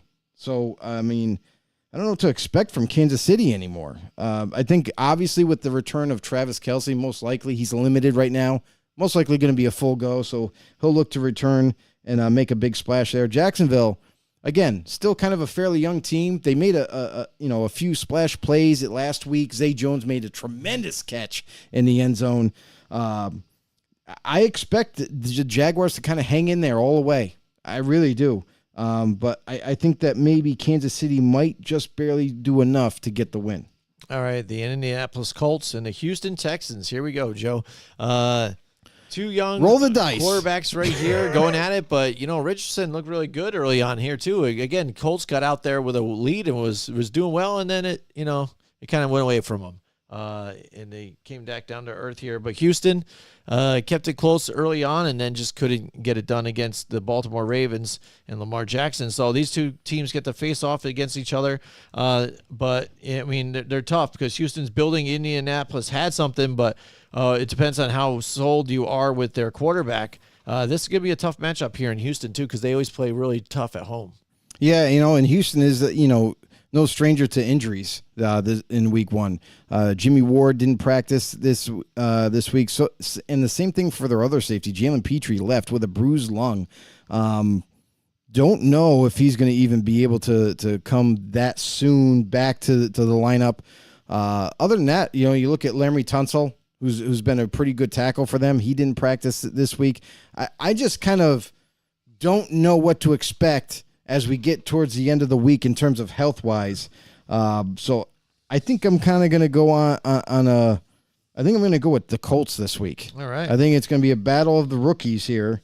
But I think the Colts looked a little bit better than the Texans did in week one. Right. I'm going with Indy. Yep, I'm agreeing with you on that one. The San Francisco 49ers and the Los Angeles Rams here. Again, the Rams. Who's your daddy? Who's your daddy? Who's your daddy? And if you look at that, too, that game is kind of weird. They did well against Seattle, but not really well in any particular spot. I don't think they really did great on defense. They did enough. Matthew Stafford didn't have a great stat line, didn't throw any touchdowns or anything. He had 300 yards still, though. So he got to where he needed to get to. Mm-hmm. And then they ran the ball. They punched it in. They ran it in. I mean, they're being smart. Yep. So, if he could just do that, stay sharp and not have some of those bonehead turnovers that he's kind of known for, all of a sudden he'll give you a can of corn out there for you to take. God, I hate that He term. can get it done. Yeah, but San Francisco, if they play the way they did last week, again, Brock Purdy with that confidence, that almost arrogance that he has almost, dude, this dude is crazy. They got to get this guy on the next, discount double check shit, commercial. You got to get this guy in some commercials because this guy's fiery. I like what he's doing. But I like San Francisco in this one here to beat the Rams. Yeah, I think this is where the Rams kind of get woken up. Cooper Kupp's still not going to be there. So the Niners are just that much better. It's just that simple. Their offensive line, their weapons, everything. Christian McCaffrey in the backfield. It's going to be hard for the Rams to even contend with that. And then I just don't think the Rams have enough firepower on defense, really. We talked about it in the offseason about how, they're not really anything special on defense anymore. And, week one, they took advantage of guys that they lost their tackles. The Seattle Seahawks lost their tackles. They took advantage of it. That simple. Niners not gonna work out there. I'm going San Fran. All right, the Arizona Cardinals again. They came out firing a little bit too, and Josh Dobbs, looked good for early on and stuff. But again, Arizona came back down to earth, and just the fact that there's not a very good team, mistakes made and stuff. And luckily for them, or for the Giants, we're playing Arizona this week. So the Giants, nothing went right. Evan Neal seems like he isn't progressing at all. And then even the other offensive lineman, again, it seems like almost like Daniel Jones said something to offend them the night before, and they said, fuck this guy, dude. Here we go. Everybody, come on in. Just hit him. Take him out. And they're just looking at him on the ground. You like that now? You all right? You satisfied? You apologize yet? Because it was terrible. It was terrible to watch. Yes, I get the Dallas Cowboys, defensive line and what they have. They do have some great talent there, making some plays. But this one seemed way too easy. It was terrible. And then the fact that play calling, again, looked very dull to me. And some of the bonehead things, calling quarterback sweep on a third down and long, this makes no sense to me. When you're trying to get back in this game, you got to get Saquon and Barkley involved. Yes, he did not make that catch, and it turned into into a pick. But again, Trayvon Diggs, I'll give him credit, dude. He did make a good play. Crown of the helmet, hit his hands, knocked the ball loose. It wasn't a Saquon Barkley drop. No. He knocked it caught loose. it. They made a play, and it's it. Week's over. Let's restart, and what a good team to play here in the Arizona Cardinals. I like the Giants here to take this one. This is a great team to play. It could be close here because, again, the way the Giants have been playing, it's going to be closer than it should be. It should not be close. You're absolutely right. They should take full advantage of playing Arizona right now. They don't even have an offensive line. They don't. You look at the roster, it's a bunch of guys that they just picked up off of the free agent heap and hoping that they work. Cardinals also, man, this is like a revenge game. For Isaiah, Simmons. Yeah. He played well for the limited snaps that he was out there. Yeah, I mean, that's what you can only do. He just got there. Defense played well for the time they were out there, all 90 minutes or whatever. Until they got tired. Until they and got then tired. they're just like, what are they doing? Yeah. But no, Isaiah Simmons, this is going to be a revenge game for him. So a lot of his teammates are going to ball out because they're going to want to show Arizona like you screwed up. Yep. So look for him to kind of make an impact against his former team. I got the Giants easy. All right, here we go. Jets and Dallas. Here we go, the Dallas Cowboys. This now we is get to exciting. see the two defenses that really showed up in the first week here. Let's see what they're really made of. Let's see what this offensive line can do. Again, they didn't do well enough to protect Aaron Rodgers for the first 4 plays, but it seemed as when they got down to it, they really kind of gelled together and were able to get it done and to protect Zach Wilson, even though he did scramble out a little bit, but he is very mobile. He can make plays. Let's see what Nathaniel Hackett, like Joe said, let's see what he can do. This is a test to see what he is. How can he get success here with a Zach Wilson here? Because he was there just solely to get Green Bay or get Aaron Rodgers there. And then he got him there. So let's see what really you can do as an offensive coordinator. Let's see some good schemes here. Maybe some more checkdowns like I saw with that Breece Hall checkdown when the blitz came and just didn't get underneath. Run the ball, make it efficient, do what you can do to limit turnovers and things like that, mistakes that Zach Wilson might make. This is going to be a tight game. I hope the Jets can come out here with a win. But I'm going to just go on the other side just because Dallas at home, that place is going to be bumping. And that defense, if they play as well as they did last week, you got to watch that 4-man front there. I like the Dallas Cowboys in this one. Yeah, this is an interesting game because both these teams don't play each other hardly at all. So because of that, we saw what happened with Detroit and Kansas City. When you don't play each other that often, you really don't know what to expect from each other. You can go off of film from seasons before and all that, but when you're playing each other, it's a little bit different. So because of that, for this Jets and Dallas game, we really don't know what to expect. Yeah, Cowboys are going to bring it. Their front four is pretty good, to say the least. They're going to try to create pressure, and I just think that the Jets are going to do something a little bit different to kind of catch them off guard. I'm going to go with the Jets in an upset in this one in Dallas. Hey, I would like that. Even if I take the loss, I would like that because anytime Dallas loses is good for me. All right, the Washington Commanders here and the Denver Broncos. Denver really didn't show out a whole lot here of what we could maybe see out of the Sean Payton era. And Washington with Sam Howell really made some plays here. It was a little tight again, like I said early on against the Cardinals. But then they started to pull away and get things done here with Sam Howell. But this is tough. This is going to be a tough game. I think Denver's really licking their wounds after losing. I don't think Sean Payton likes to lose. I don't like that, really? Especially against You don't think he likes to lose, huh? It's so much. What's funny, though, too, did you hear? Now, I think we might have talked about this. I think even with Cody had brought it up about Bountygate. Like they really think that Sean Payton is starting another Bountygate. There's some rumors going around for Denver. I don't buy that. I mean, but he was there when that did happen. But I thought that was more of a Greg Williams thing. But anyways, he knew about it. But Greg Williams took the fall. Yeah, maybe. Yeah, but Washington, Denver, it's going to be tough. But I think I'm just going to side on Denver just and being home, and Sean Payton won't go 0-2.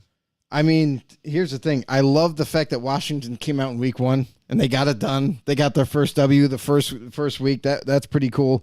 And that's kind of what we thought was going to happen. But this game is a little bit different. You're going into Denver. Denver's a tough team to play in Denver. They really are with the fans and everything. I don't think Sean Payton. Yeah. I don't think Sean Payton is going to lose 2 weeks in a row. Yep. I think he's going to do everything in his power to make that, not happen here. So I'm going to go with Denver, real simple and quick. Broncos got a much better defense. They're going to put on tremendous pressure on Washington because Washington really doesn't have an O-line either. Absolutely. All right, here we go. The 2 Monday night games. Oh, wait, we've got Miami and New England still on Sunday Don't forget that one. New England, Miami. That's a good one. Yeah, it what a could be good night one. game. Yeah. I like that. It could be. And again, that New England team is kind of funny. Again, is just they're about scheming. They're always in it, no matter what, wherever you think the personnel might be. True. I know Mac Jones taking a lot of slack for even last week, but he didn't lose that game for them. You know what I mean? No, They just no. couldn't get it done. I mean, he's doing well for them, but this is tough. Miami usually does well against New England, especially when they're home in Miami. But this one happens to be in Foxborough. It's going to be tough. Maybe Bill Belichick can dial something up here to take down Tua in Miami. It'll be close. But I don't know. I think Miami's just too powerful for these guys. I think the defense, no matter what, just can't get it done here. It's going to be close, but I like the Miami Dolphins here to edge out New England. It's a different era now in that AFC East. It definitely is. So. A lot of changes, a lot of excitement there, a lot of competition. The one thing that kind of concerns me about the Patriots is after week 1, Trent Brown, their starting left tackle, right tackle, I don't know what he plays now, but he had a concussion. And I don't know how severe it is, so he hasn't practiced up to this point. And if he has to miss this game, it's going to be a big deal. Same thing with the other 2 offensive linemen that have banged up as of last week. Cole Strange at guard and David Andrews at center. Their O-line took a beating. I mean, they were really getting thrown around. Devontae Parker, he looks like he's going to return this week, so they get another weapon back. So good for the Patriots. Dolphins are pretty healthy, actually, after week 1. So they come away week 1 unscathed. I got Miami in this one. I like the firepower that Tua and company put together, and I think it's going to be tough for the Patriots to stop, honestly. Yep. Absolutely. Here next, we got the 2 games now on Monday Night Football. The New Orleans Saints and the Carolina Panthers here, Joe. Carolina struggled a little more than I thought they would, but still, again, they're a team building that we also thought they might be, but they struggled a bit. But New Orleans got it going. Again, I love the play, too, at the end of the game here. Derek Carr, throwing it deep on that, on 4th down. In 4th down, they just need a little bit to get the first down, and they got the balls to throw it deep, and what a beautiful play. What a beautiful play. But Carolina, like I said, their rebuild. New Orleans, I think they're poised to take the division and make a playoff push here. I'm going to just take the New Orleans Saints flat out in this one. Yeah, Panthers, they got their rookie quarterback. They're trying to make things happen, but, man, you're facing a giant this week. The Saints, they go marching in. And their defense looked really tenacious last week. I think that not only is their defense going to give them problems, but offensively, they got a lot of weapons at their disposal. Chris Olave, Shaheed is starting to step up in that receiving core. Yeah, I got the Saints all day long. Absolutely. All right, next up, finally here, we've got the Cleveland Browns and the Pittsburgh Steelers here. Pittsburgh, tough loss for them. If, the thing we do find out about Kenny Pickett with him, the concussion, and if he does somehow get found out about that could be a big game changer here for them. Or if he is suffering from one and nobody's finding about anything and he still decides to play, that could be another factor in its own too, as if he still plays. But overall, with all of it, the way they played last week, weren't able really to stop the run at all. And then with the weapons that, San Francisco had, it just made it easy for them to score on offense and air too as well. But giving up 170 plus yards on the ground is not very good. No. And when you got Cleveland there with that offensive line now and Nick Chubb, he's going to eat all day long too. I think he's going to eat like crazy. And then you're going to just expect that Deshaun Watson, again, not to make the mistakes, make some plays with his legs, too, like he did last week. Don't be afraid. He's not afraid. Do that as well, and then get it going here. I like the Cleveland Browns here to maybe upset if it is, in Pittsburgh, because a lot of times I guess you can Pittsburgh call it- wins at home against this team I against Cleveland. guess you can call Pittsburgh the favorite in this one just because they're home and coming off of a embarrassing loss really to the Niners. I feel like they're gonna really put in some work here, but not like they're not injured. Yeah. Cam Hayward is now going to be missing significant time. Yep. So they missed their key cog on the D line really. Yeah. Who was it? Oh, Deontay Johnson also Deontay Johnson, is going to yeah. be. He's on the short-term IR, missing the next 4 weeks. Yeah. Another weapon down. George Pickens, it's up to you, bub. Yep. But that's a lot to ask of this offense and defense. I got Cleveland is really rolling as of week 1. Love to see what they were able to do with their defense. Their offense does look improved as far as Deshaun Watson goes. Yeah, he didn't have a great stat line. He had an okay stat line, but I think it's going to build momentum as they go farther down through the season. I got Cleveland. All right, there you go, and that's it. That's our picks. That's our show for the week. I hope you guys enjoyed it. Thank you so much for the comments out there. Again, we have a lot of Do us a huge different favor. know-it-alls that are That's in right. Yeah, thanks for all the comments, everybody. Really appreciate it. We got some OG know-it-alls from day one that kind of chimed in. That was awesome. Thanks, everybody out there. Listen, if you're new to the show, do us a huge favor or invite someone else that likes to talk football. Go head over to YouTube. Hit that subscribe button. Hit the like button. Also, hit that notification bell. Let you guys know when we go live. And, yes, you can follow us on Facebook as well and anywhere you get your podcasts. Absolutely. Thank you so much for joining us, and we will see you guys next week.